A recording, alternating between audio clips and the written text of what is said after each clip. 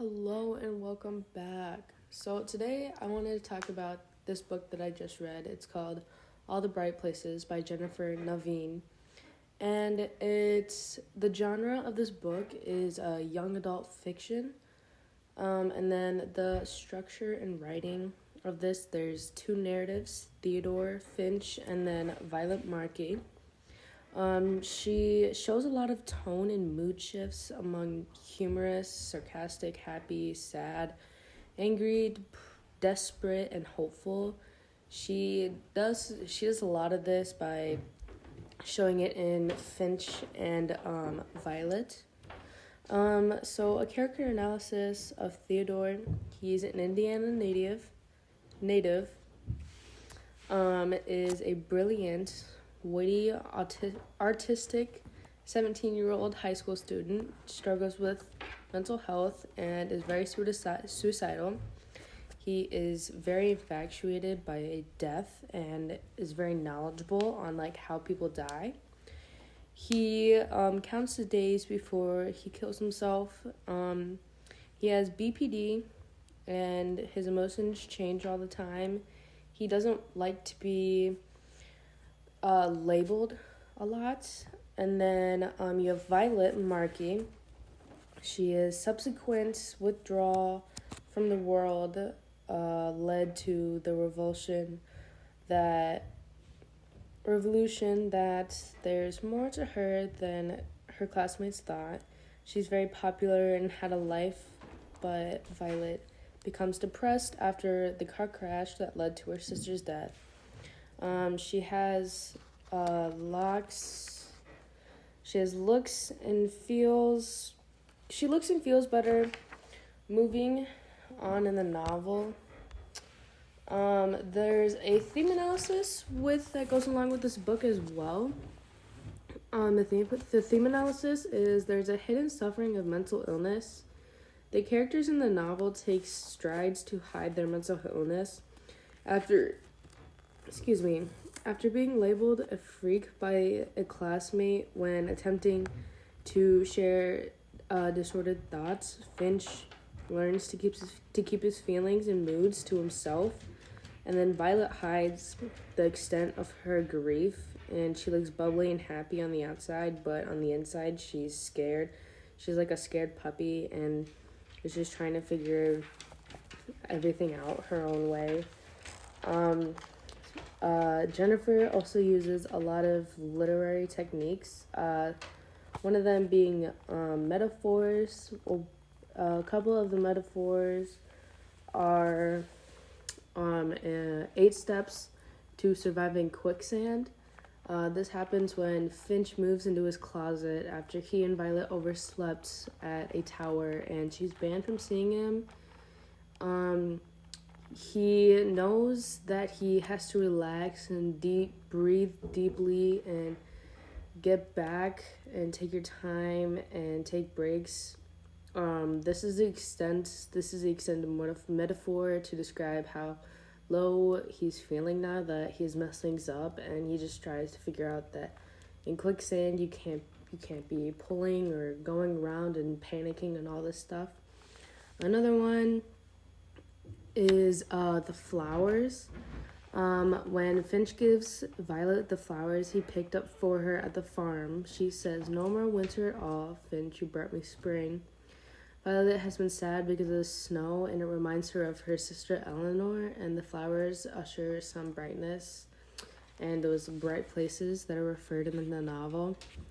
There's also a simile in there that she likes to put in there. It's cigarettes as poison. Finch lights a cigarette. He does it without thinking, since smoking is one of his old bad habits. But all of a sudden, he can picture his lungs turning as black as newly paved road. And he compares it to a poison, and he extinguishes it. There's a lot of ways that Jennifer likes to put herself in these situations, and it really shows how this helps. So in another section, I want to start talking about Jennifer Niven. She was born on May 14th, 1968, and was part of the baby boomer generation. She grew up in Indiana, as well as writing novels. She also worked as a screenwriter, journalist, and an associate producer at ABC Television. When trying to write the book, she reached out to a generous amount of people who shared their own personal stories of mental illness, depression, and suicide. She also reached out to the experts at the American Association of Sociology, the Mayo Clinic, and the National Institution of Mental Health. She dedicates all her books to her mother, who died unexpectedly on August 28th, 2014. She says this was the worst event that could have happened in her life.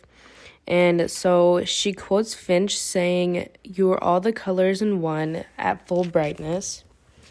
And so after that, she dedicates that line to her mother, who she lost all too soon. She also knew and loved a boy who had bipolar disorder. She said that knowing him was remarkable and such a life-changing experience for her. She always knew that she wanted to write a story about him and their experiences, but never knew if she was able to because it was such a personal story. But when she tried, she just kept going, and that's how she started the book. This was a good way for her to get out of her comfort zone and finally figure out how his mind was working at that time. Now I want to take some time and talk about how the book connects to my life.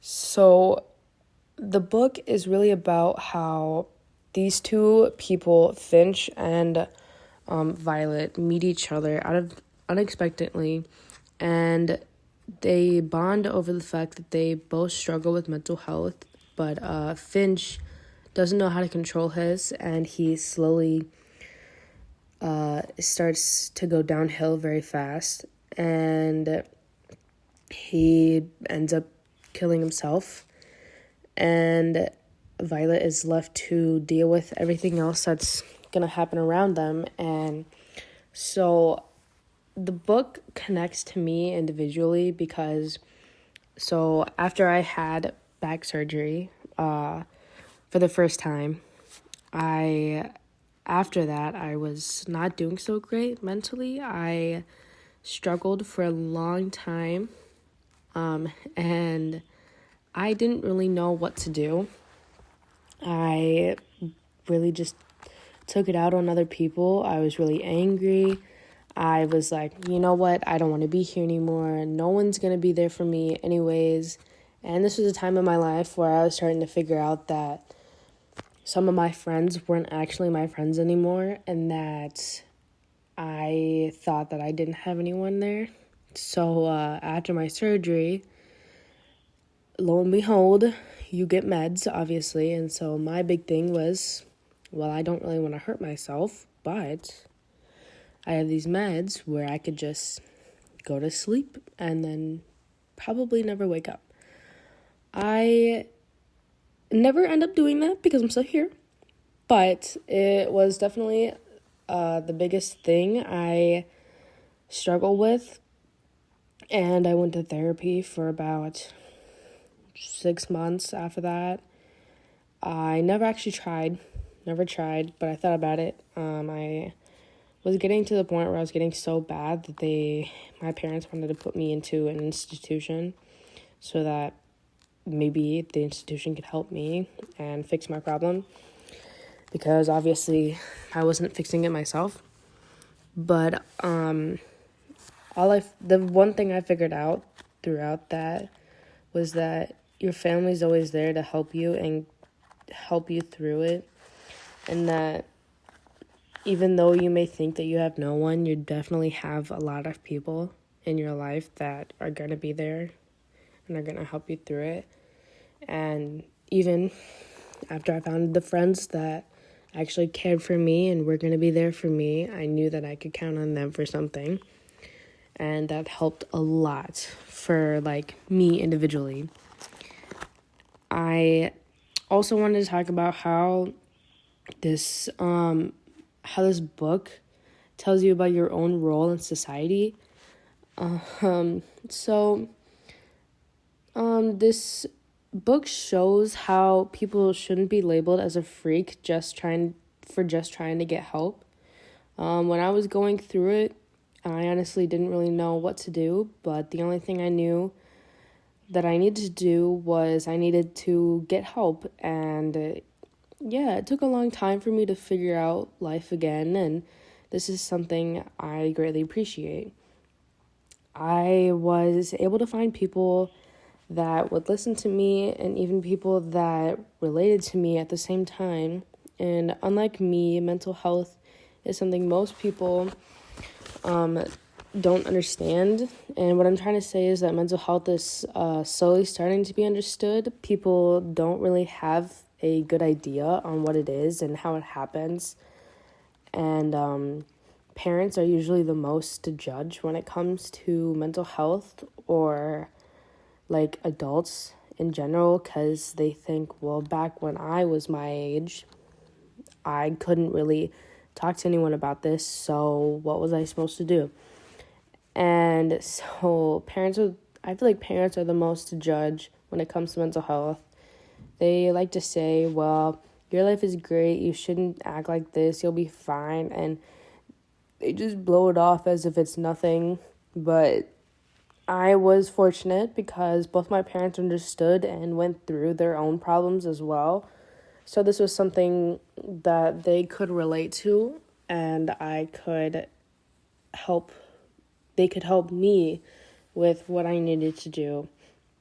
And mental health is just something that is very scary in like the world of psychology and sociology and everything like that, because you never know what could happen, you never know what it is, and people just blow it off as if it's nothing, and this causes suicide rates to go up and everything. And it's just one thing that I definitely want people to talk about more, because nobody really talks about it. They just kind of like, oh yeah, it's there, but what are you going to do about it? Because I don't think anyone wants to do anything about it, because some people don't know how. But this book definitely shows how your family and your friends and everyone around you can impact your life, and how it could go better or worse. And for Finch, it went worse, and for Violet, it actually helped her in the long run. Even though Finch did drown himself, Violet found a way to overcome that and still have the best memories of him and her sister as well.